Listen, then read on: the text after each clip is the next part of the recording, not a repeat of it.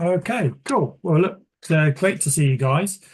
This is the second time I did this. I did it. I was thinking I did it about a year ago, but it was actually as we were still in COVID when I ran this one last time. So it's good to sort of dust it off and see if it's still relevant. So the agenda for today is this thing to work. There we go. Um, So the presentation will be about sort of an hour and a half, and then I know some of you probably got to get off afterwards, but I will hang around for sort of a bit of time at the end just to go through any sort of Q and A's. But if there is anything you want to email me afterwards, have a chat afterwards, then please just drop me an email and I'll send you a link to the recording as we go sort of after the event as well, so you can go back and refresh your mind on anything that we've actually covered. So please say do use the chat box. If you can't see it on your toolbar, if you just click the right more button, and then you should be able to see chat, and you'll be able to sort of type in there yeah, anything that you need for me to cover. But it's a small group today, so I'm quite happy to sort of answer questions as you go. Just unmute yourself and bring it in and sort of ask me any questions. And then the only other thing is say participation is a key to getting involved with this. So the more that you say, if you do ask questions as we go through, and when I do ask sort of you questions, if you can contribute to that, it's pretty handy because webinars are great, very efficient, but sometimes you lose that little bit of interpersonal that you would get at a sort of a face-to-face event. So cool. So who am I? For those, I mean, Ball Deep, I've known Ball Deep for many years, Jeremy and Steve. I've been coaching now businesses for God, nearly 20 years. I've been working with directors. In my previous life, I was a chartered accountant, and then I became a freelance finance director working for a number of fast growth companies. Jeremy, very similar to you, we took a business from startup to 36 million in about 4 years. So I know exactly what what lies ahead of you for that one. I've written a few books along the way. I've got a number of awards for coaching, and I'm also now in the process of acquiring businesses. So I do that with my clients as well. So I'm actually buying businesses alongside, helping them to grow. And my main sort of philosophy is really about helping people to win the game of business because I see business very much as a game that you play. And we all want to play games to win, but the key to this is understanding what winning is for you, for the individual, not only for the team itself, i.e. the company, but also the individual players. Everyone wants something a little bit different out of the business for themselves to enjoy the journey. And that's a key part to all of this. So the first question I sort of really want to ask you is, why do you want to be a director? What is it about directorship that sort of appeals? I mean, sometimes it's thrust upon us. Certainly if you start a company, you have no choice. Like Ball Deep, you have to be a director. Other people aspire to be a director. So, yeah, any sort of thoughts from you guys as to what are the key drivers behind sort of directorship? And I know you guys sort of are business owners as well, but to actually own your own business, perhaps put the two together. Jeremy?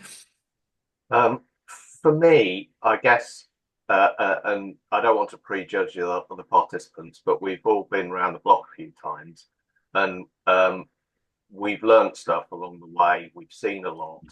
History repeats itself. Yeah. I think for myself, I've got a lot to contribute, and I find it ever so slightly frustrating when if you have a senior who constantly either misses the big picture or doesn't quite understand the ramifications of their decisions. Yeah. And maybe there's a different way of doing it. So that's what it is for me. Okay. Yeah, that's great. No, we'll definitely be covering that as we go through, Jeremy. Steve, anything to add? from my perspective, I set up my own business because I've worked for several other people and realized didn't particularly like working for other people. Yeah. Kind of like making decisions myself. When I originally set up the business, I've had other businesses in the past where I've sort of grown them to 30 staff, and I thought I don't want to do that again. I don't really like buying people either. But here I am again. But this business has kind of evolved. This is not. It's really, in fact, it's nothing like what it was when I first set it up. I essentially started as a yacht brokerage, and now the main income comes from electrifying vessels. Uh, Okay. Yeah.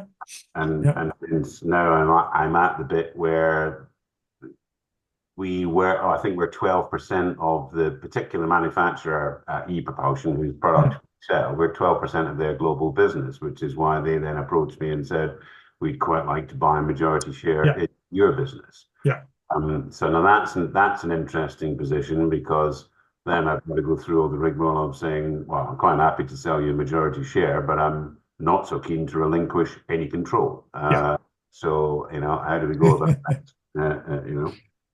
So, cool. Good. Thanks, Paul Deep. Anything on your From side? for me, being in the technology sector, there's new technologies out. When I first started, no one wanted to move to Office 365.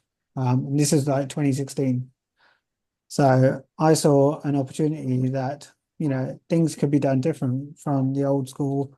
Let's have everything in-house, to let's have cloud computing, work from anywhere, home working, flexible working, working with businesses that allowed flexible working. Mm. People don't want it or push it. And 3, 4 years down the line, COVID happened and everyone's starting to, Yeah. join this boat. Um, and secondly, no matter how much in technology, you have to keep learning. Just like doctors have to learn, etc. So for me, it was like I'm constantly learning, but I'm being held back because, certain team members stick to certain team members, Yeah. in management and so on. And, as much as you say there's a better way to do it, people don't listen, I've got a good slide that'll explain that one perfectly, Paul yeah. Deep. So So, what I find, with people who are looking to become directors, one of the key reasons is, they see it as a way of earning more money. Okay, it's a step up the ladder. Some are looking for that sort of recognition. They like the title. They see it as a new challenge. So I was a manager, an employee. Now I get the chance to sort of, push myself, a growth within for themselves as well. Bit like you, Steve, some people see it as a way I want to control things. I want to do it sort of my way. Um, Perhaps, Baldy, this one sort of fits you, the passion. I've got a passion to help people and get people across. And, I would say probably more for the founder directors of an organization, there's generally a vision. There's something I want to build, there's something I want to achieve. And that key thing is, or should be, I want to build a better business. I've worked for other people, and yeah, they're sort of building businesses, but it's not what I want to build. I want to do it a different way. So, having your own company, and being a director, that allows you to do it, exactly the way you want to do it.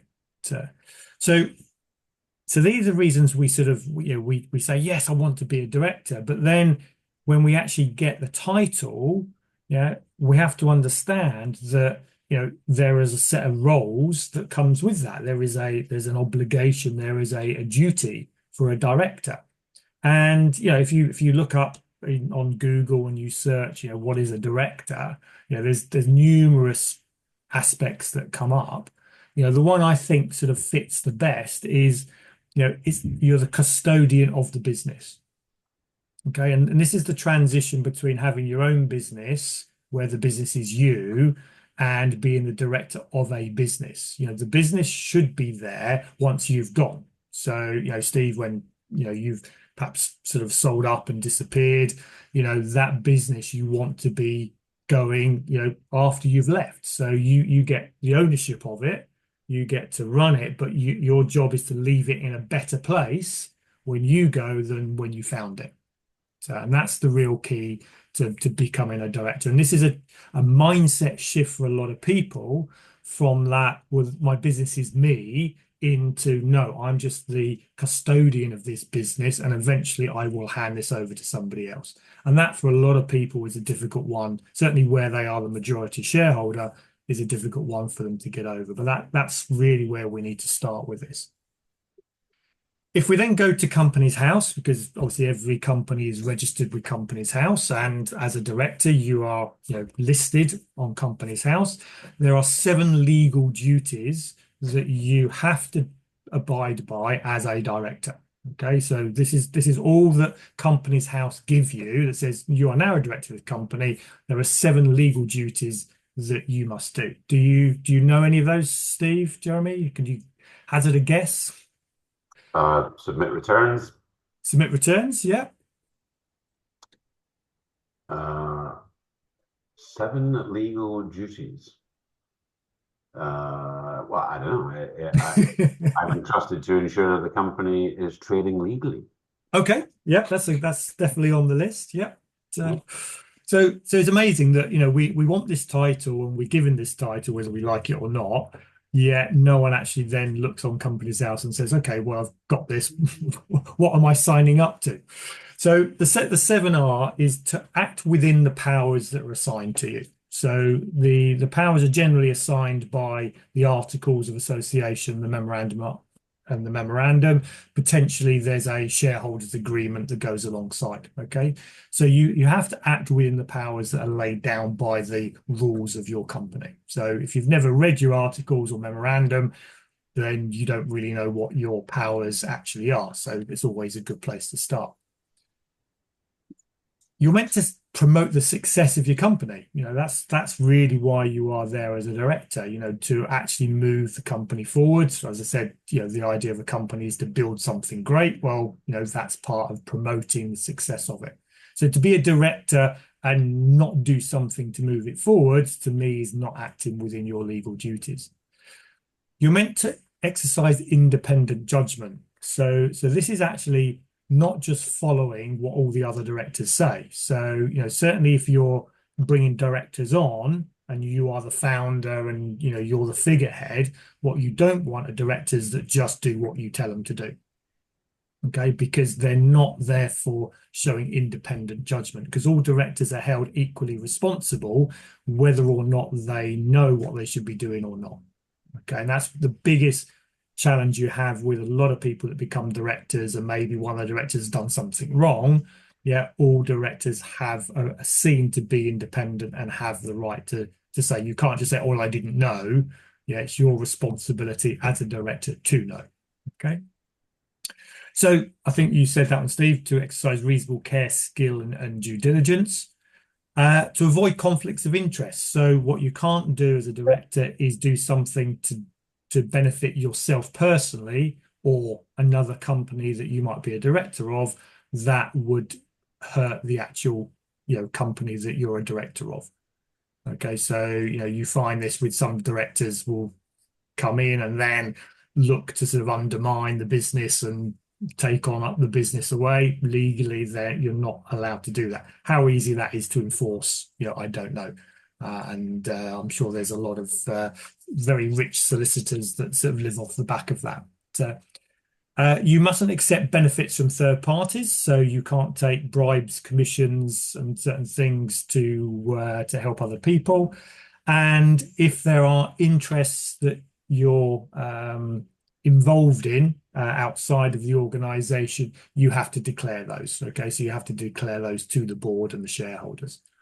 And that's it. That's as a director what you sign up to do, which, to my mind, there's a couple of ones that you'd say, okay, they're pretty much common sense. The rest of it to me is pretty useless. Yeah. So if you were to give that to a new director and say, right, that's what you have to do, then you're not going to really get a great deal from them. I like to look at it in a slightly different way. And this to me came from a book by a guy called Jim Collins. I don't know if you've read any of his books. The one this came from was Good to Great, how great companies are formed. He's done Built to Last, How the Mighty Fall. So he's a Harvard lecturer, and he's done a big empirical study of what makes successful business successful. So what he looks at it and says, all great businesses are based on fundamental core values. So the core values of the organization, it's almost like, rock. You would cut anybody in that organization in half, and those core values would be running through them, and everybody in the organization shares those. So for me, the directors have to set those core values. It's their responsibility to really set the basis on which the business is going to be built.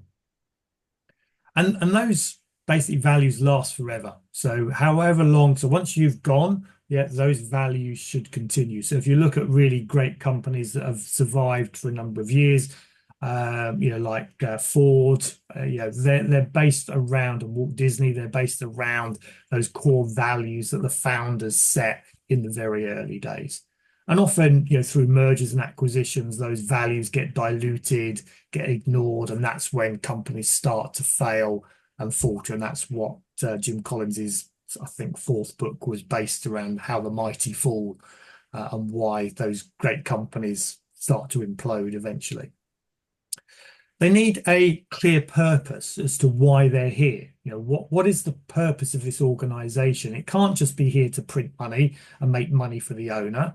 It has to actually have a mark within society, and it's there to actually do something like Ball Deep said. You wanted to get people to use online software. Steve, yours will be sort of around the electrification and saving the planet by getting boats to not use dirty diesel engines. There'll be something like that will be the sort of figurehead of why people come and join this company and why they want to be part of it. There's then a clear vision, and he calls it a BHAG, a big, hairy, audacious goal. So this is something that excites people. People want to come and work for an organization that's going somewhere, that's going to be something. So that's why Google and Apple don't have any problem in recruiting. Elon Musk does not have any problem in recruiting, even though he's a tyrannical, maniac. He doesn't have any problem getting new people to come on, just as well, because he seems to fire them as quickly as he hires them. But that vision drives people forwards, and it gives them that clarity and direction. And that's, that would be sort of a 3 to 5 year plan of what we're trying to actually achieve. Then the directors must set the targets. So this is now the shorter term, something a little bit more substantial than a vision. We're coming down into budgets here and actually putting some numbers onto what we're actually aiming for. Then we've got to put a plan together. And my view is we should be working to 90-day plans. Quarterly plans is a nice time frame, long enough to make putting the effort into it worthwhile, but not too long where things can change and cause the plan to be disrupted too much. Then we've got to put a schedule together. So actually planning our weeks out, planning our days out, and getting the daily activity, making sure people are doing what they should be doing. One of the core things that a director does, as opposed to an employee, because the employee does the work, the director is there to measure and hold people accountable. That's one of the key things a director does, is it's about holding people to account of what they said they were going to do in line with all of these things here. Okay, in line with the core values, the purpose. So, they're the referee, in effect, on the pitch to make sure that everything is going in a line with all of these things that have been set out, and making sure that, if somebody does go against that, that they are given a yellow card, and if they don't want to play the game that we're playing, then get them off the pitch. So we need team players that are going to work. And if you put the sort of similarity to a football team, in some of the best managers in the world, and Alex Ferguson always would be at the top of that list. He was able to take even his prima donna superstar players and actually basically bring them back down to earth or kick them out. You know, you said, look, if you're not going to play to our values, live to our vision and purpose, work within the team as a plan, then don't play. You know, no one's bigger than the actual club itself. And that's really what a director is there to do within an organization, is to make sure everyone is working together. So, and if we look at this from a a leadership point of view, and it's looking at it from a slightly a different perspective, at the top of the organization we have the entrepreneur, and I would say this is true entrepreneurs are people like Elon Musk, Steve Jobs. They're able to create things out of nothing. Steve, you've run multiple businesses, I think you said. So I'd put you towards that sort of entrepreneurial sort of idea of running multiple businesses. An investor is somebody more like Warren Buffett, who is all about sort of investing in other businesses. So they don't start anything, or create things. They look for investments to get involved into. Then we have the business owner. So this is somebody probably like you, Baldeep, who's got one business. So that's my business in itself. Then we've got the managing director, who's actually manages the director, because the owner and the MD don't have to be the same person. Often they are, but they are two completely separate roles. Then we have the directors. Then we have the managers. Then we have the employees. And if we go to the bottom of this, then we have what I would call the student, the person that hasn't really started on the rung of this ladder. So, and if we look at this and say, what distinguishes the difference between each of these levels is how we think and what we're responsible for. Okay. And also, if I look at this, so a student thinks really about one day ahead. So if you take a typical kid at school, they're really looking to get through the day, aren't they? Yeah. What are they responsible for? Nothing. How much does a typical student get paid when they're at school?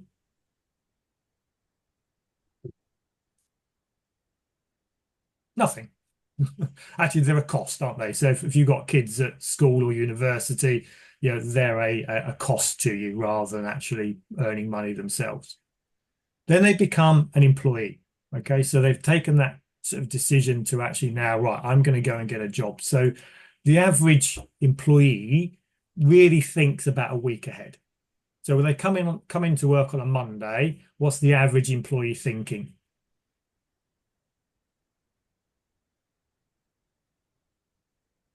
When am I finished on a Friday? How do I get through to Friday? Thank God it's Friday. Okay. So what are they responsible for? They're sort of, so I would say level 1 responsibility for that. So, and how much do they earn? Minimum wage now, 15, 20, 30,000 pounds a year. Okay. So if you can think one day ahead and you're responsible for one person, i.e. yourself, then that's the level of salary that you'll be bringing home. A good employee then is looking to move up and they want to become a manager. So they're going to start managing other people now. Okay. So how far forward should a manager be thinking if a typical employee is thinking 1 week? Monthly here. A month, yeah. So probably a month ahead. And they'll be responsible for up to probably 10 people. Okay, much more than 10 people is difficult for any one person to manage. Okay, I would say the sweet spot is somewhere between 6 and 8, but you can manage 10 people. And a manager would be earning 30 to 40,000 pounds a year. Okay. Then we move up to a director. So now what would that time frame that a director should be thinking? Quarter? Yep. 3 months to a year. Cool. Okay, they should certainly be involved in setting the strategic target for the year. So a sales director would be setting the sales target for 12 months, the operations director, etc. Okay, and they will be responsible for probably 20 people because they'd have managers below them maybe 2 or 3 managers that would be looking after 10 people. So we start to build that hierarchical structure that that works through the organization. And the director will be earning 40 to 60,000 pounds a year, for a good director at that sort of level. Then we take the MD. So now we're starting to move towards that, the previous slide with, going further down the pyramid. So what would an MD be thinking if a director's thinking 1 year? 3 to 5, I guess. Yeah, 1 to 5 years. Okay. So they're setting the bigger strategy of where we're actually going to move the business to. They potentially be looking after 50 plus people at that stage, for their team, and they'll be earning as a managing director 60 to 100,000, obviously more than that if you're a bigger organization. So then we move up to the business owner. So if you own your business, what sort of time frame should you be thinking with your business? So you're on mute, Steve. I imagine as a business owner, you're always thinking about when you can retire. Yeah. So the question to that is not is when you want to, not when you can. It's when you want to retire. So you're typically looking, 5 to 10 years to build a business that has the potential then to be sold. Okay. Some people can do it quicker, depends, what industry you're in. Some people take a lot longer to do that. But as a business owner, to me, that's the sort of the time frame that they should be looking. And they'll be responsible for potentially hundreds of people. Yeah. And, their earnings then are going to be in the hundreds of thousands. But if you think about the actual amount of time that they work, so an employee, manager, and director are generally working 40 hours a week. Really, once you get to MD level and owner level, you don't need to be working 40 hours a week. You shouldn't be on the clock at this stage, because your value to the organization comes in your ability to think, not act. Because if you're a great MD and you've built a really great team around you, you come in on the Monday and you say, guys, what did you do last week? What have you got planned this week? Do you need anything from me? No, great. I'm off to play golf then. I'll see you on Friday. As a business owner, you should be able to leave your business for 6 months, sail around the world in one of Steve's electric yachts, and come back in 6 months' time, and the business is in a better position than when you left it. Investors then start to think in a slightly different way. Investors are now thinking for a 10 to 20 year strategy. Okay, so they're thinking a lot longer. So people like Warren Buffett, you're investing in property. A property lifestyle is going to be 10 to 20 years to get your gains on that. Investing in the stock exchange, it's much longer term investments at that stage. And as an investor, you might be in effect responsible for thousands of people. You might have multiple businesses at this stage, and you could be earning millions of pounds as an investor. Again, not related to the number of hours you work, related to your ability to find opportunities and exploit those opportunities. And as an entrepreneur, what you're really looking at is beyond your lifetime. So true entrepreneurs are setting things up now that are going to last way beyond their lifestyle. So people like Bill Gates, they're investing in businesses and they're doing things that leaving a legacy behind for the next generation. And they could be responsible for millions of people, at that sort of stage, and earning, huge. In effect, they're earning more money than they can ever spend. And people like, Elon Musk has said, look, while there's this big furore about his bonus of 56 billion, I think, he's not doing it for the money. He'll take that money and probably give it away. He's just doing it for playing. He enjoys playing the game so much that that's why they do it. For them, it's just a numbers game, and that's their scorecard. So when we take people on and we give them the title of director, where they have been an employee manager, just because we give them the title does not make them think that far ahead. That takes time, and it does take effort to get these people to start thinking a different way to the way they were before. And I've seen this so many times. You give people the pay rise, you give people the directorship, and then you wonder why they're not actually behaving like a director. And even where you give people shares and make them the owner does not, just by doing that, does not make them that person. And if you think about your journey, if you've had your own businesses, you know, actually that's where you've done the hard yards and you've learned a hell of a lot, probably through mistakes, where you've learned these skills that allow you to be at this level. So it does take time, it does take effort, but above all, it takes learning. And you've either got to learn the hard way or you've got to learn from somebody else that's been there. So part of your job as business owners, you know, is to mentor and coach your directors. Or that's where I get involved with my clients, is they don't have time to sort of, you know, upskill their directors and managers, and therefore they bring me in to actually provide that service to them, so that we can get them up this ladder as quickly as possible, where they can start contributing and actually being worth the money that we're paying them. So this is one of the fundamentals that I've learned over the years is, you know, we've got to see people at different levels, and the expectation of somebody at this level is different to this level. But if we've done nothing to help them with that transition, then don't be surprised that you still get employee mindset. And because they're only thinking a day, a week ahead, that's where all the mistakes happen. And that's where businesses then struggle to fulfill their potential, because they're stuck with people with titles here, but are acting as employees. And if we look at the scary facts, you know, any idea of the percentage of businesses that actually last more than 50, up to 50 or over 15 years? So of all the businesses that were set up 15 years ago, how many of those are still going today? 40%. 40%? 5%? Sorry? 5. 5%. Okay, Yeah. 40. So we've got 40 and a 5. Jeremy, do you Yeah, go somewhere in the middle? 10 to 20. It's about 20%. Okay, so 80% of businesses will fail within 15 years. And that's a statistic. And I didn't believe it. So I went onto Companies House and I pulled all the information off.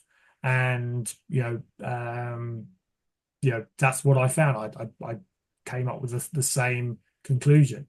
And my figures actually said that of all those businesses that are going at the moment, do you know what percentage of businesses are over 5 million turnover? So of all the limited companies registered at Companies House as of today, what percentage are returning over more than 5 million? Less than 1%, probably. Yep, less than 1%. 75% are under 250,000. So they are basically owner managed organizations. Yeah, so an employee is employing employees. That's the mindset. 20% are somewhere between 250 and 1 million. So these are the ones that are on the way to where they need to be. So they're making that transition out of self-employed into having a proper business. Only 4% are between 1 and 5 million. And as you said, Steve, less than 1% are over 5 million. Okay, now to me, that's the scary fact. Is the majority of businesses don't make it to that point. And, you know, we have to sort of say, well, why don't they? Why don't they grow? And, you know, there is a growth myth that, you know, if I go to somebody, you know, in that sort of transition period, that sort of, you know, from once they've made the decision to grow, because the 75% that stay at 250 is really a choice. They've chosen not to grow. Okay, the ones that have gone from sort of over 500,000 to 1 million, they've made the decision to grow. And if I spoke to those guys and said, well, why can't you get over 1 million? What sort of reasons would I get from them, from that owner? One of the bits that I've seen, although you might not get it from the owner, is that the owner's making all the decisions, and they start to get limited about £1 million, and that's probably why it tops out about 5 million. That's definitely the correct answer. The answer that they would say, because no one would say, well, the reason it's not growing is me. Would it say time? They would say time. Yeah. Yeah. Any others? Do they push it back at the team? Say the team's not up to Yeah, it. yeah. The first one is cash. Ah. I don't have the money to grow. Okay. The second one is I don't have the right people. Yeah. The third one is I can't get enough customers. I can't get enough people buying my product. Yeah. And then we start getting into people blaming the government, that, oh, I can't grow because of the government, health and safety and all these things. And I've had people that said, I don't want to grow because I'll have to pay more tax. I want to pay more tax because if I pay more tax, then I'm making more money. So, and then there'll be the excuse of the economy. The economy doesn't allow me to grow. Okay, so all of these are external from the real reason, and the real reason is leadership. Generally it's because they've never done it before. This is their first business, and they're still learning what they're doing through their first business, and therefore they don't have this vision of how to get from where they are to where they want to be. And that's one of the main reasons my clients take me on as a coach, is because I've been there, I've seen it, I've done it. I continue to do it, and continue to learn from it. So yeah, having me alongside, I can sort of keep pushing them when I need to push them. I can, at the moment, there's been a lot of sympathy because the market, I don't know if you found it in your industries, but the market the last 3 months has been dire. It's been really, really tough the last 3 months. When COVID hit, most people had time off in COVID. I've never been so busy in my life, because everyone was going, what the hell's going on? And I said, look, this will pass. This will get through. We've got to work on is survival. So if we can survive this, when we come out of it, we're going to be in a much better position than when we went in, because those people that aren't thinking like you are all going to fall by the wayside. And I would say over half of my clients, grew substantially on the back of COVID because they were ready for that bounce back when it actually happened. And to me, it happened a lot quicker than I thought it was going to. I think we're suffering a little bit because that bounce back during COVID was actually bigger than I think it should have been for many reasons. So the key to this is therefore, we need better leaders. We need, the people at the top, the owners need to be better, but they also need to be building better teams, better directors within the organization. And there's a little formula that I use, which is, I call it the formula for life success. So if you want to be successful at anything in life, be it business, be it sport, be it relationships, doesn't matter what it is, this formula must stack up. And the formula is B, who do I need to be? So this is my attitude, knowledge, and skills, is my internal thinking. My do is my external actions. So what do I physically actually do? And the have is my dreams and my goals.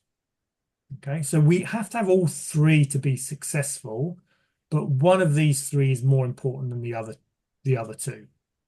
Now, Baldy, you should know this because you've done enough of my classes. So I'll leave this to Jeremy and Steve to go. Which of those do you think is the most important? The be, the do, or the have? Do. The do? So Jeremy's B. going for the do. Steve, you're going for the B. The B. Okay. So, and that's what I would say, the majority of people would go for is I need to be somebody, so I need to learn more, and others will say I need to do more. So as Baldeep's done this before, Baldeep, what's the real answer? Have.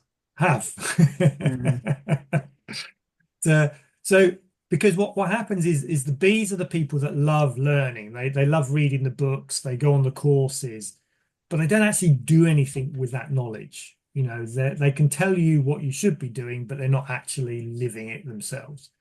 The doers are the busy fools. They're running around the hamster wheel thinking, if I do more, then I'll get more. When you look at success, and this is a key thing, and I always go back to sport with this, is the people that want it more are generally the ones that get it. Did anybody watch the 100 meters final in the Olympics? Mm.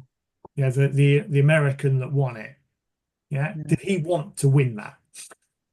I think he wanted to win that more than the Jamaican guy. Jamaican was his first Olympics. You know, he was held the favourite, but that American just pushed that little bit more because he wanted it so badly.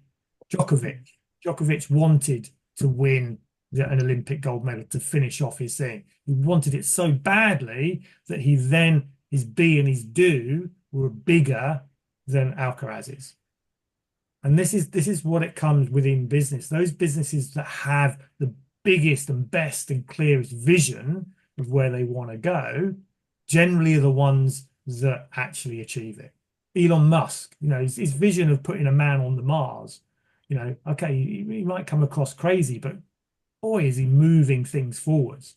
You know, he's what he's done to rockets and space travel in the last 10 years, you know, compared to what NASA did in the previous sort of 40 years is just chalk and cheese. So this is why we go back to that leadership thing, is leaders need to have this vision. You know, we need to have this ability to dream, this ability to think bigger than we do when we're employees. That not only time frame, but also what we're trying to build. And that's not easy to instill on new people. You know, as founders of our businesses, that's generally why we found them, because we have that vision. But we have to instill that vision into our other people, and hopefully they get it as much, if not more, than we do, so that they can carry on that mantle. And that's my big thing within when I'm coaching sort of business owners as well, because you know, as I said, 75% of businesses are under or 80% of businesses are under a million turnover. But certainly where directors are moving up in organizations, is one of their biggest challenges is they're not thinking big enough. They're still in the weeds, they're still in the minutiae of actually doing stuff rather than thinking about, right, how do I build something great? And one of the first things we've got to really decide is, what type of business do we want? And reverse engineer it. So if I was building a house, if you were architects or builders, and I came to you and said, Jeremy, could you build me a house? You wouldn't just start laying bricks, would you? You'd sit down and say, well, what sort of house do you want? How big is it going to be? How many rooms do you want? What are you going to do with it? You'd ask all of these questions before you even start laying bricks. But with businesses, what happens is we start laying bricks, and then we get 5 years in and go, well, that's not what I wanted. It's not designed to give me the results that I want. So that is one of the key things, for us, is to have that clarity of where our business is going to be in 1, 2, 3, 5, 10, 20 years time. And, once we've got that vision, then we can start seeing this transition as a game, and if you think about what the game of business is, it's to create value to its customers at a profit to the owners of the business. And this is where the distinction from a small business into a bigger business comes, is we really have to start understanding what the shareholders of the business actually want, and that there are multiple roles within our organization. So do any of you, I presume some of you invest in shares in the stock market? Yeah. So let's say you were to invest £1,000 in, let's say, Tesla shares. Okay. What do you want from that as an investor, as a shareholder of that business? Well, consistent good growth. Consistent good growth, yeah. For them to not devalue at any point. Yeah. So what you want is a return on your investment. All right. Okay. So you want a return. So there's no point in investing in something where you don't think there's going to be a return. So everybody invests in the stock market, in property, whatever it might be. An investment is about return on investment. The higher the risk, the higher the return. Low risk, low return. You'll accept low returns where there's low risk. Property generally is a low risk investment, and that's why you generally get around about 5% return on investment. Yeah, if I've got guys investing in foreign currency, and they're getting between 50 and 100% return on investment in 12 months. Okay, but it's a high risk strategy. So you don't want to be investing all of your money in that particular strategy. Business falls somewhere in between. It's reasonably high risk, and therefore you really want a reasonably high return on it. And if you think about how do we get our return on investment, we get it through dividends, and an increase in the share price. Now, ideally, we want both. We want our share value to go up, which is what the FTSE and the stock exchange is based on, but we also want a return. And so if you go to a financial advisor, they'll look at your risk profile and they'll say, right, actually, you want stable shares, so like ICI shares, because they pay a consistent dividend, or if you're young and you've got to take a bit more risk, we can go into the AIM market, and we can go on to increase value because they're not going to be paying dividends, but their share price is going to go through the roof. So, okay.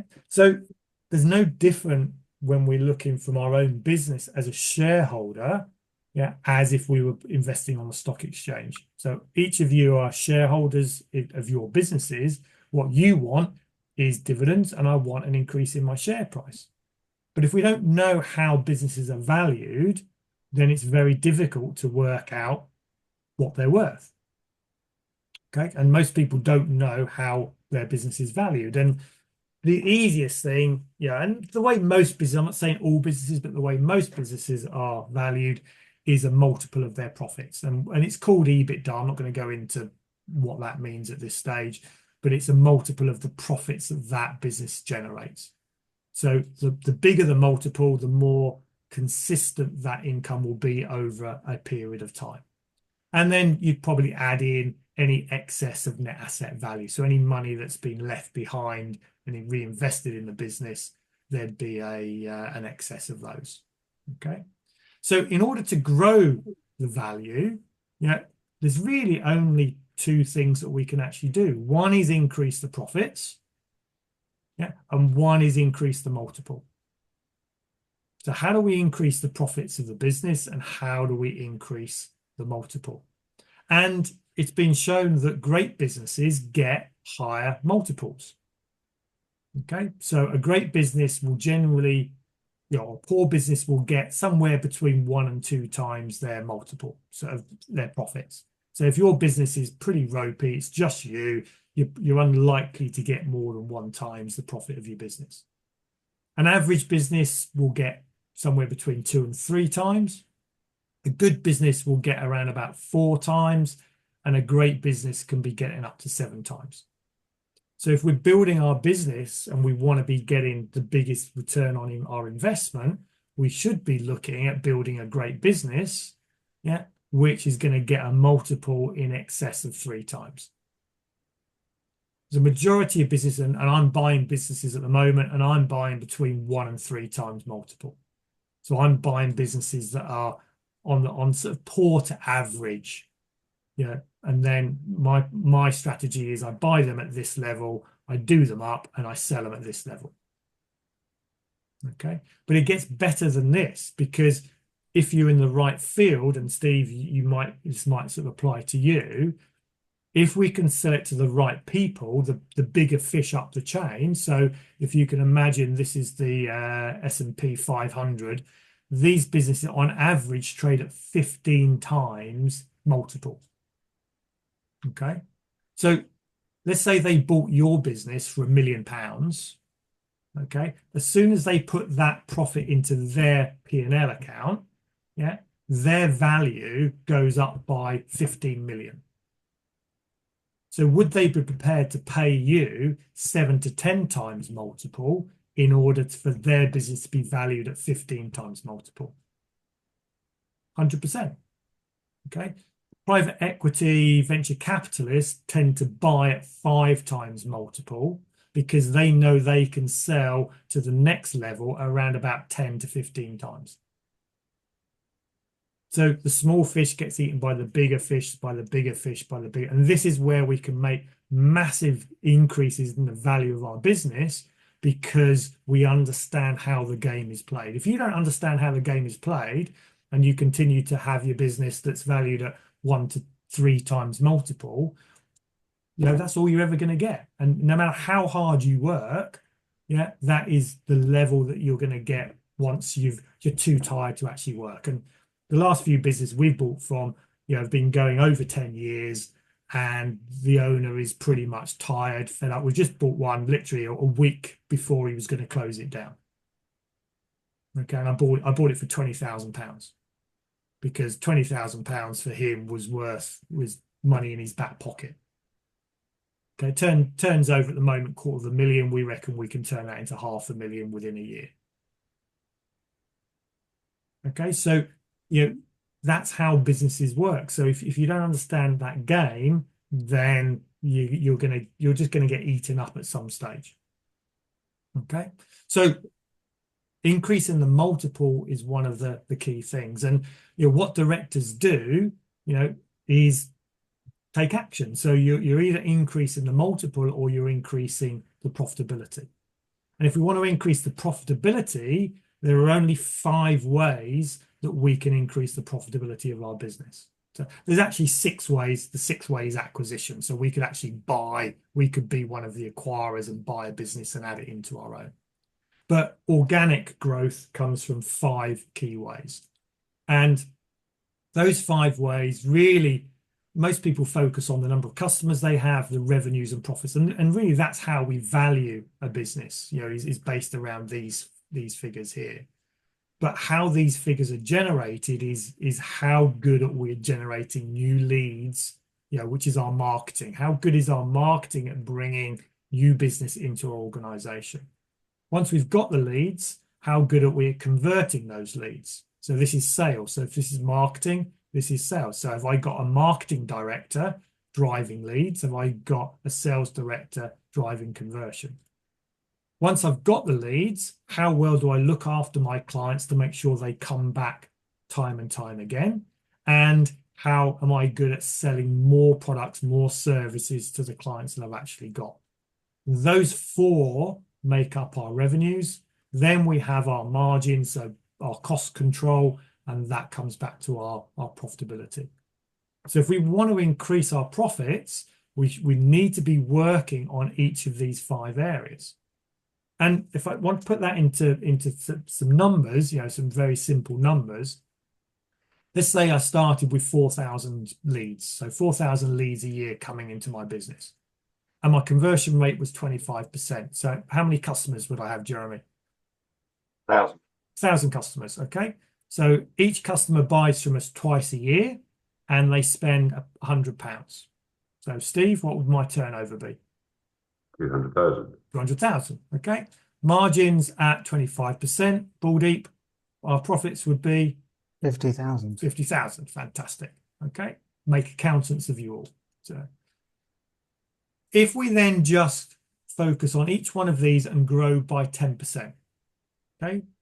10% isn't a big number, is it? It's a fairly small number. I think we can all think in 12 months, could I increase my leads by 10%? Okay, I'd have to work on my strategies, how I'd actually do that, but we should be able to grow by 10%. So if my leads go from 4,000, and I increase it by 10%, Steve, what do my leads become? 1,400. 4,400, great. Jeremy, my conversion rate goes from 25% and I increase it by 10%.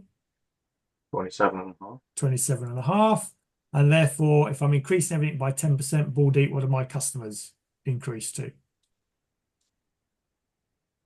That's a complicated multiplication. Excellent. No, you can't do 1,100. It's more than That's why I thought I'd be kind to the other 2. So it's not 10% of 1,000. Okay, it's 4,400 times 27.5, which is 1,210.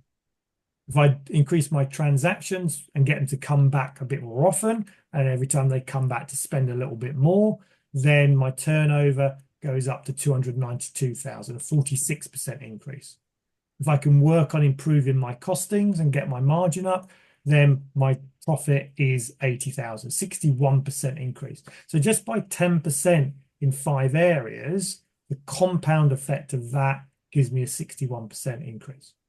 If I can do that in year 2, and I know this won't work this way, but just from a numbers point of view, and I can do it for year 3, year 4, and year 5, I can turn this tiny little £50,000, £200,000, which is where 75% of businesses are, into £1.3 million, £500,000 profit. At this level, the business is worth 1 times. Yeah, so it's worth 50 grand. At this level, for £500,000, you're probably looking at least 5 times. That's 2.5 million. So it's from £50,000 valuation to 2.5 million in 5 years. Is that worth putting a bit of effort into?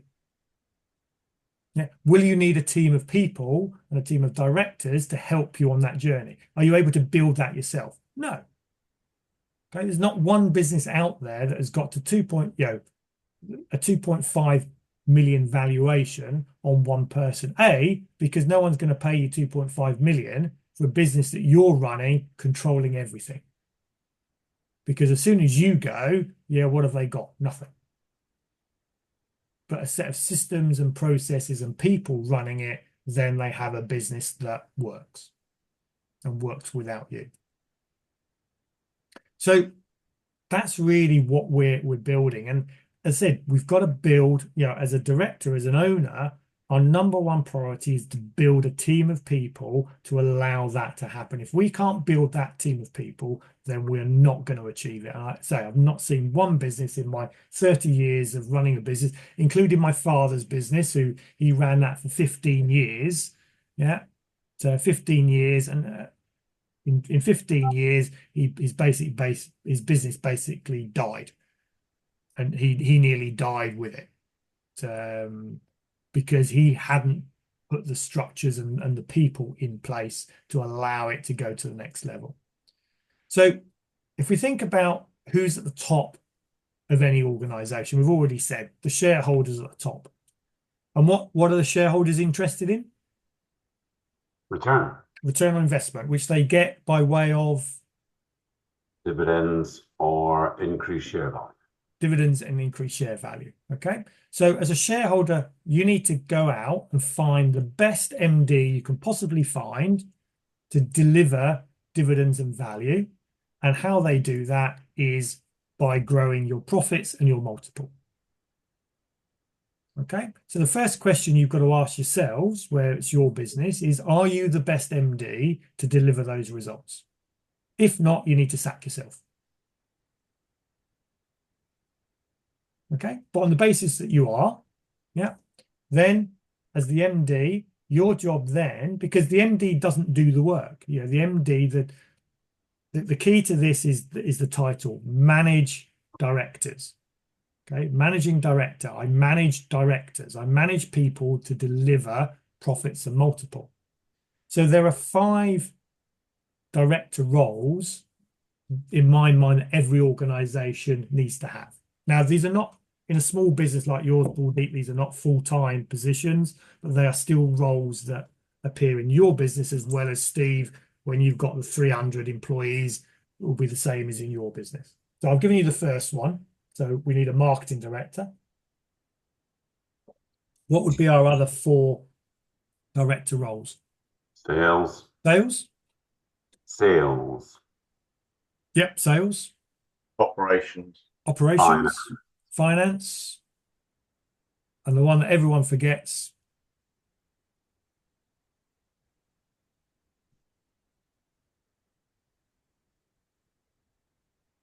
We're building an organization of 300 people. HR. Okay. HR, and I'll come on to why that one is important in a minute. So the marketing director.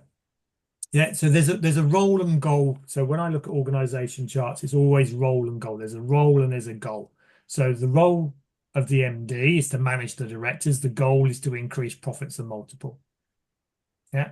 The marketing director, therefore, the role is marketing director. What is the goal? What's their number one responsibility?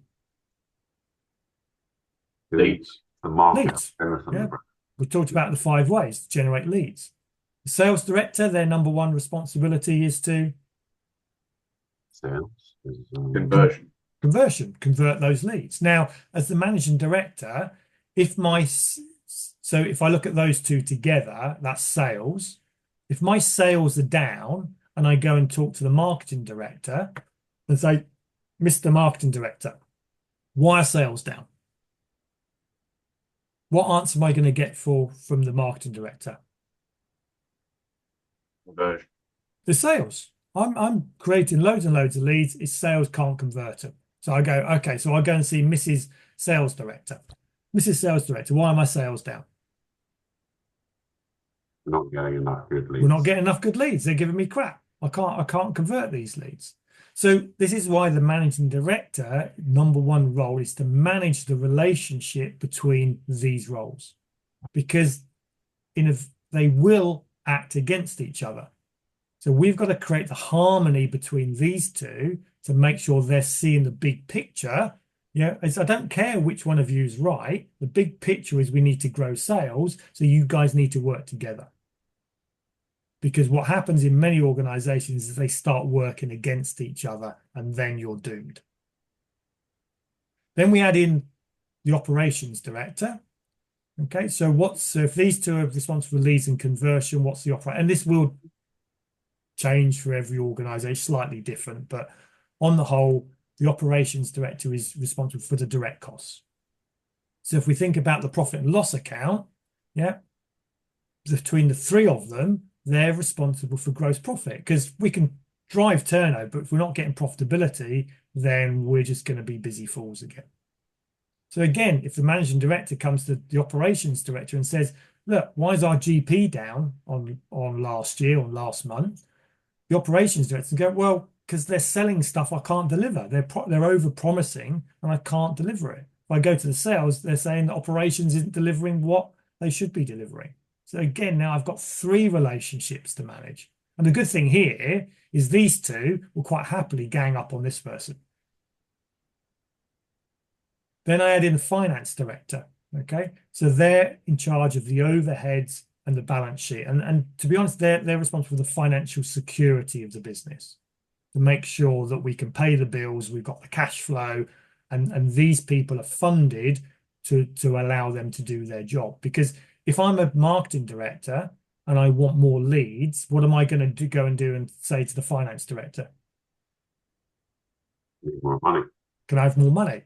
Now, if the finance director is about reducing overheads and maintaining cash, what's the finance director going to say? No. No.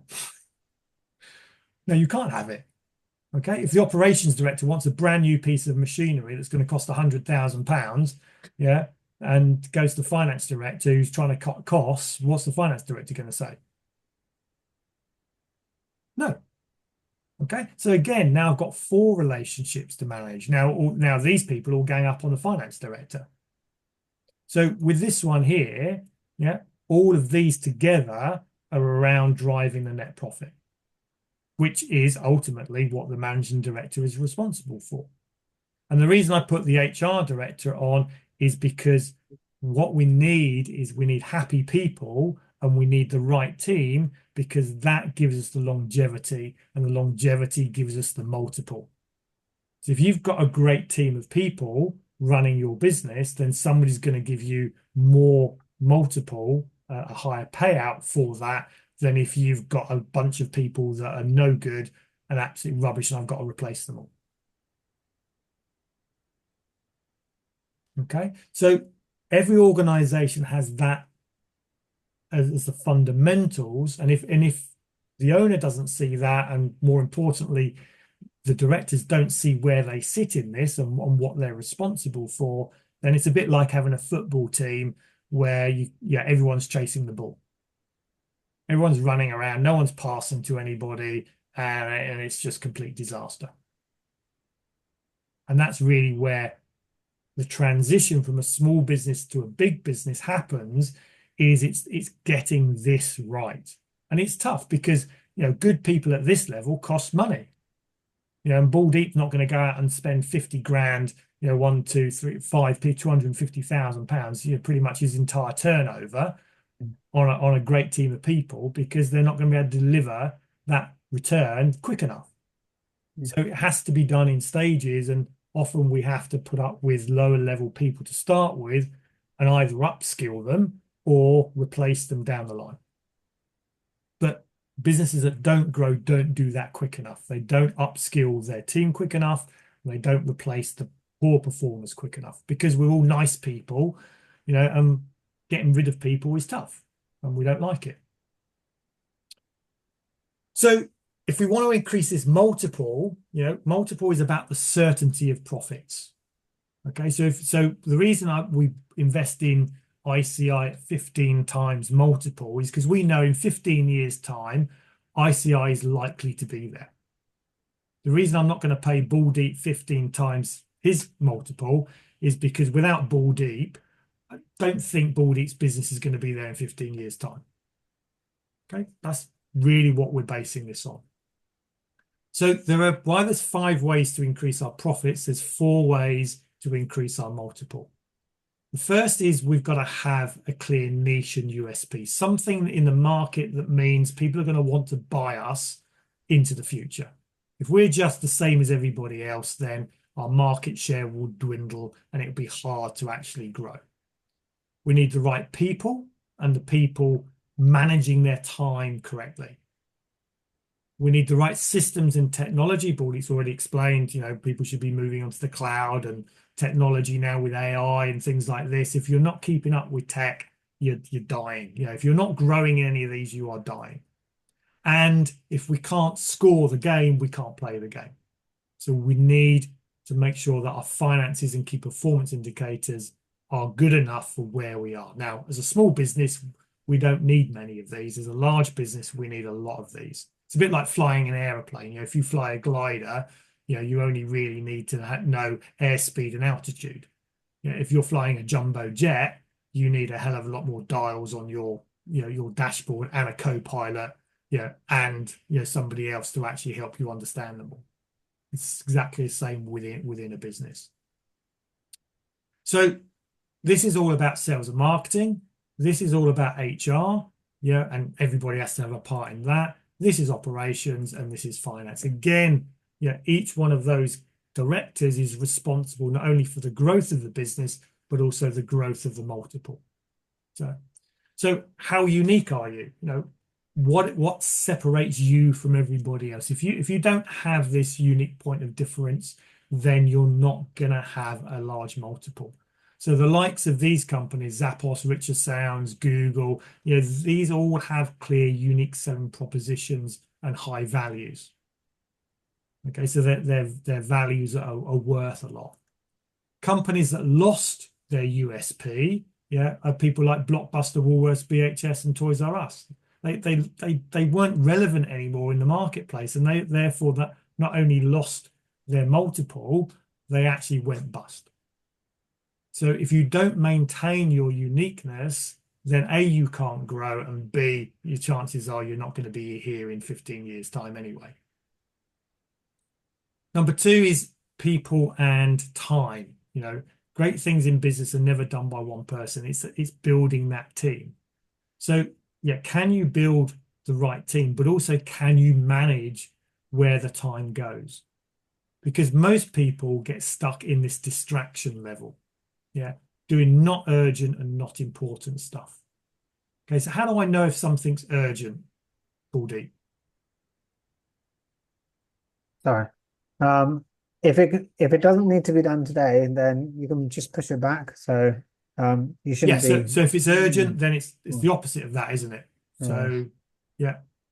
So an urgency is there's a consequence. If I don't do it now, yeah, then something bad's going to happen. So if I don't pay my tax on the deadline of the tax, then I'm going to be in trouble with HMRC. Yeah. So urgency generally is an externally driven thing. How do I know if something's important? If it is important, did you say? Yeah. How do I know if something's important? If like the tax or the VAT return, there's a penalty. So, you know, Yeah, yes, but no. See, the consequence is moving away from. What did I say at the start of this about what leaders bring to their organization?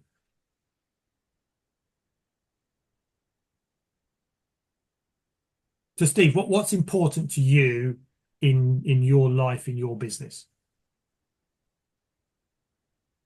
Well, building a business that leaves a legacy Yeah, is exactly what I'm about. yeah. You know. See, what's important is your goal, your vision.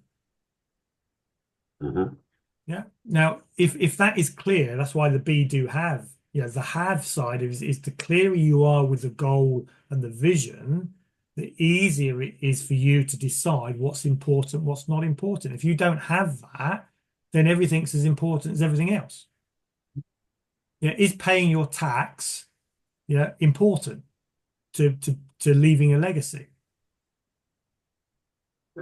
Well, it's just a prerequisite, but It's not really important. I mean, but not paying your tax means you might not be here, but it's not an important decision. That's something you should be taking brain power. no. Okay. So most people, and this is what happens in the employee mindset type people, is they're easily distracted. Take a child, a student. Are they easily distracted? Yes. Yeah. Most employees sitting at their desk, waiting for Friday to happen, are easily distracted by Facebook, by YouTube. You'll see it all the time. Very easily distracted. So the time is being wasted doing not urgent, not important stuff. We could be doing urgent but not important stuff. Now, the definition of this is if it's not urgent to me, who's it urgent to? Somebody else. Somebody else. So basically, we're running around helping other people achieve their goals, but we're not actually focused on our own goals. And as we move up, as we become, director, managing director, this is where most people fail. Is directors end up doing their team members' work because that's what they're used to do, and that's where their skill set is. So they delude themselves that they're busy, but they're not doing the right stuff. They're not doing the strategic planning, accountability stuff. They're doing stuff that they could pay somebody 10, 20 pounds an hour to actually do. The demand is firefighting. So this is urgent and important. Now, why does most things become urgent and important? Because they weren't done because I was too busy doing this lot. So what we should be doing is being in the directing circle where we're doing not urgent but important stuff. Not running around putting out fires. We should be working on strategic decisions on how do we improve the business. The multiple, in effect, how it's run, its longevity, and the profitability. If we're not focused at least half of our time on that at director level, then we are not being proper directors. We're still in the manager employee mindset. And so that's where most organizations I see are stuck. So in order to build this team, again, if you haven't built a team of hundreds of people, then you don't learn these skills, and no one teaches you these. You're not taught them at school. I've done an MBA, and they teach some of it, but it's not particularly good. Most people learn this through trial and error, or working with a coach or a mentor that's done it before. So we've got to become great at recruiting people. Recruiting great people is a skill. Okay, football teams have talent scouts. They're out there all the time, and that's all they do. Is they go around the lower league football clubs identifying talent. Okay, so who is your talent scout in your business? Again, if you've got HR, if you're big enough to have HR, that's what they should be doing. They are your talent scouts. Most HRs are reactive form fillers. You need to be able to induct people properly. We need to be able to motivate them properly. We need to be able to manage them properly, delegate to them, discipline them. Okay. This in itself, this skill of discipline people is where so many people fall down. Too many people are nice. We're too nice to people. Yeah, Elon Musk is definitely not nice to his team. He's probably on the other extreme, but in America, and yeah, he can get away with it. Okay, but my experience of working with a number of people that I've dealt with is we let people get away with too much shit, and that's where you set the bar. Yeah, if you allow them to get away with it, you set the bar very low, and then people are all around. The good ones will all come down to the lowest common denominator.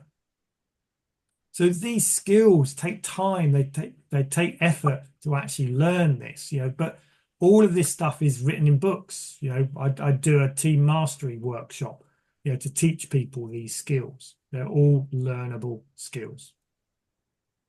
And then we have to systemize the business. We have to put systems, processes in. We have to use the technology that is around us.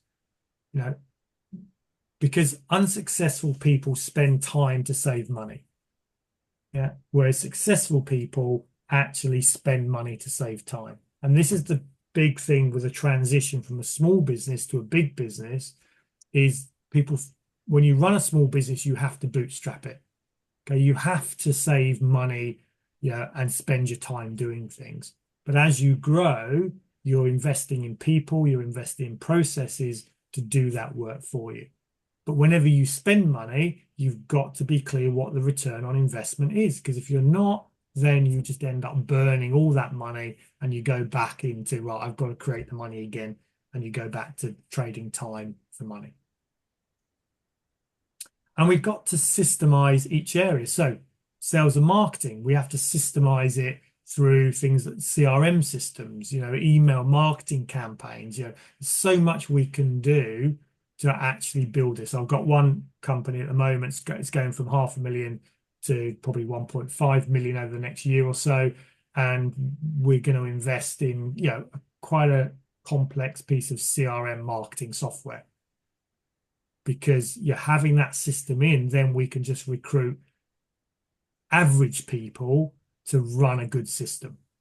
If you don't have good systems, you need brilliant people to do it. The problem with brilliant people is they get spotted and then they leave you and go and work for somebody else. And then you've got a massive hole in your organization. If you've got a great system, your system never leaves you. So even if you've got an average person running it, you can get rid of that average person and bring another average person in.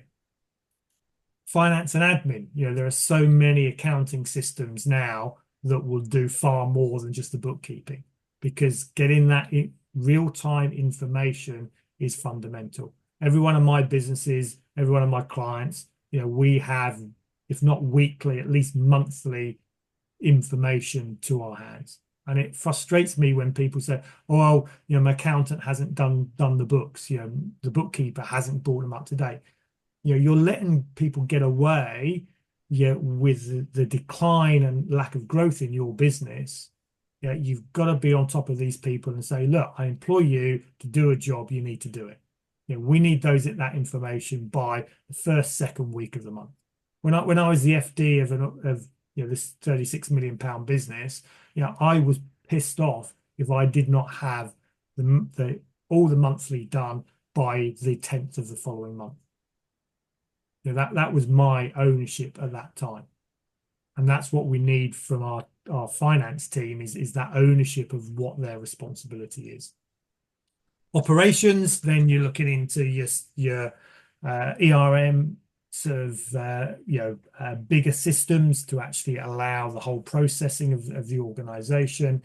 And then people, there's another load of software that can actually help with the managing of the people.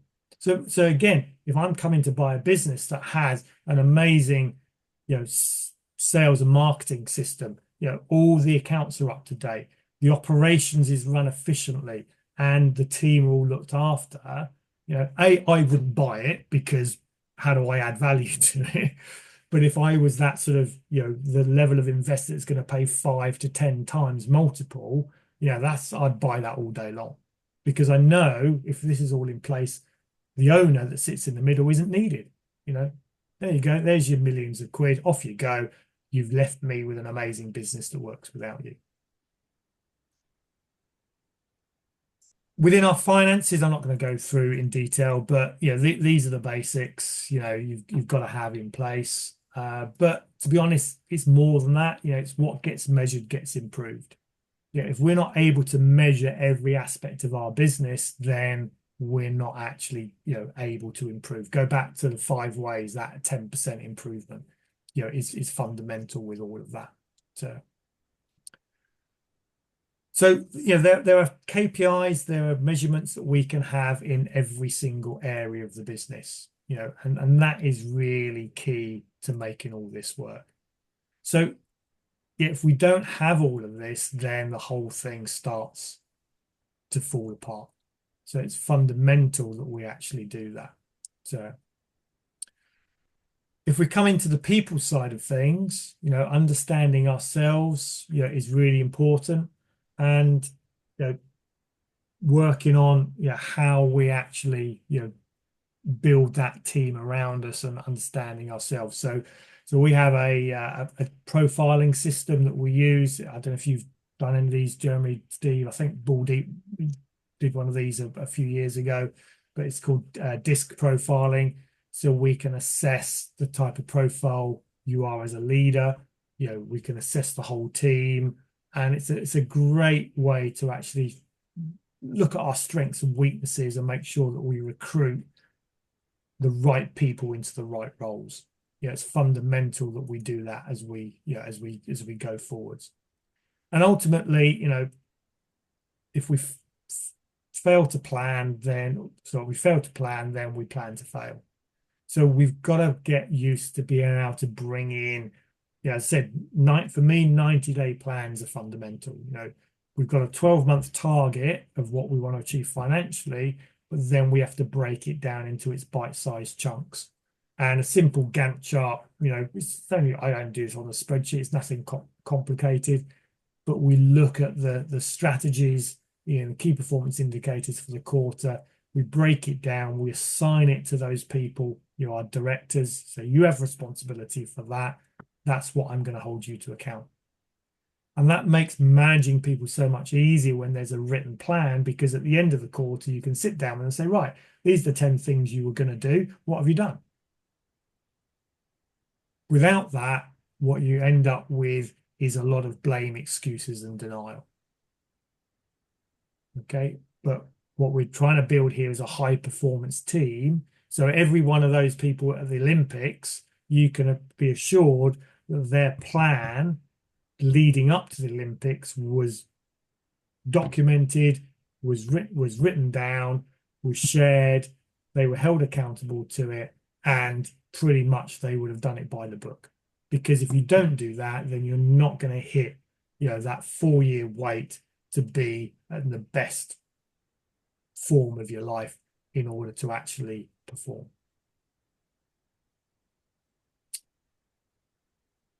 Cool. So that brings us really to the key, or to the end of this. So I've just missed a there we go. That's what I wanted to cover. So what we've covered: great directors build great businesses. They don't just happen, by chance. You've got to make time to work on the business. The further up that ladder you go, the more time you have to think. So if you can't create that time and that space, then that's one of the first things we need to work on. You've got to have clear responsibility and accountability to the team that you're building. If you don't know where you're going to get, where you're going, how can you actually relay that to your team, and how can you actually, ensure that they're working as a team to help you achieve it? You have to learn how to score the game that you're playing.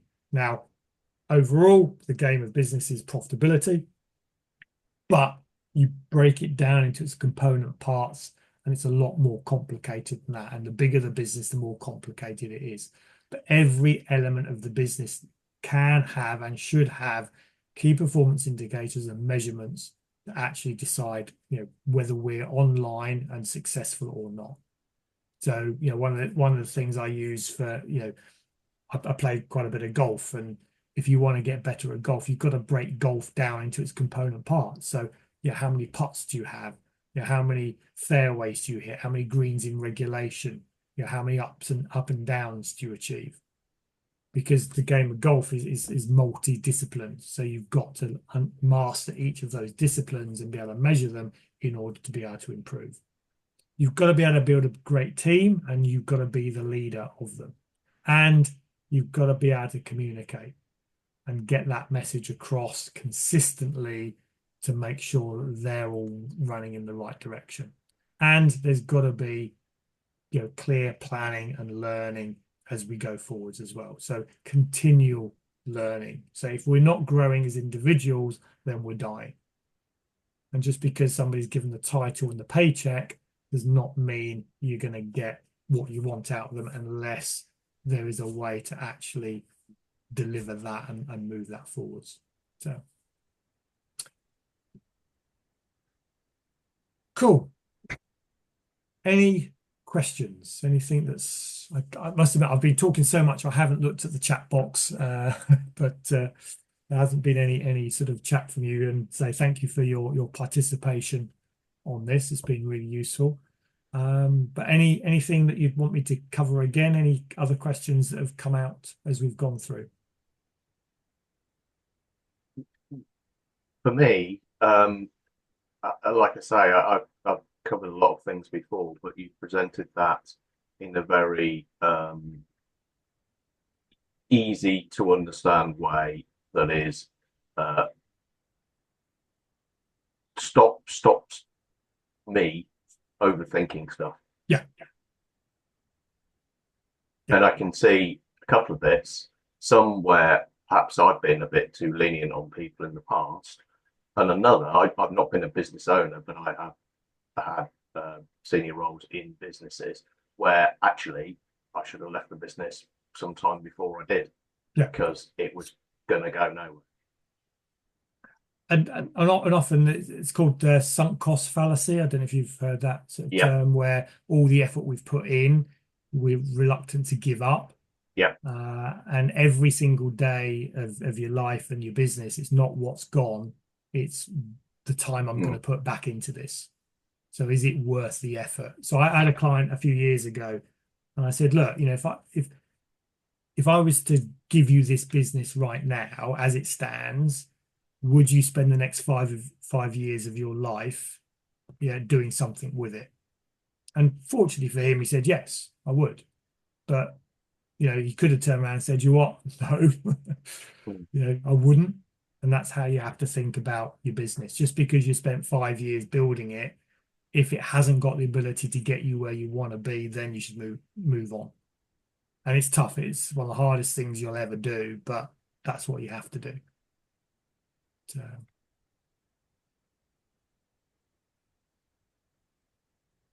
Cool, good. Well, if you do need a bit of help on this journey, as I said, as a business coach, as an investor, as a shareholder, as managing director of my own companies, I do work with a select group of clients to help them with that journey, on a one-to-one basis.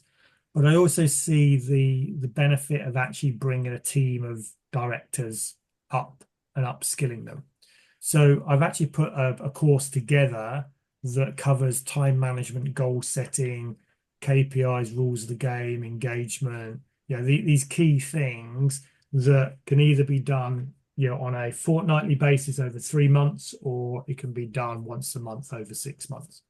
So, if you have got team members that, you want to think that you want them to be developed and they have a keenness to be developed, because there's no point in putting people on courses that there's no interest, then I'd be more than happy to talk to you about that particular course and how it could be just for your organization, or potentially even shared with 2 or 3 other businesses at one time. So, but if you do want to sort of to look at this in a little bit more detail, then more than happy to have a chat, and I'll follow up after this with some feedback. I'll also send you the link to the recording, so if there's any bits you want to go back to. If there are any particular slides, I don't share the presentations, but if there's a slide that you wanted me just do a screenshot of that, then I can send you the slide to have for yourself and to share to the team. So, and the key is, and it goes back, I suppose, that's sunk cost fallacy. Your future starts now. It's where you'll live the rest of your life. Every business is only as good as the business owner. So if your business is not quite where it needs to be, then the first thing has to be, you have to look in the mirror and upskill yourself first, then upskill your team. And if you do that over a number of years, then you can get the results that you're after. But you've got to know what you want from it. As I think I said, and Steve sort of said, if you don't have that vision of where your business is going to be, well, it's probably going to be where it is now in 5 years' time. So thank you very much, guys. It's great to have you with us today. And for those that couldn't make it and get the recording, again, more than happy to have a chat with any of you that see this. And enjoy your evening, and hopefully I'll see you soon. Take care. Bye for now. Thanks very much. Thanks, Karen. Cheers.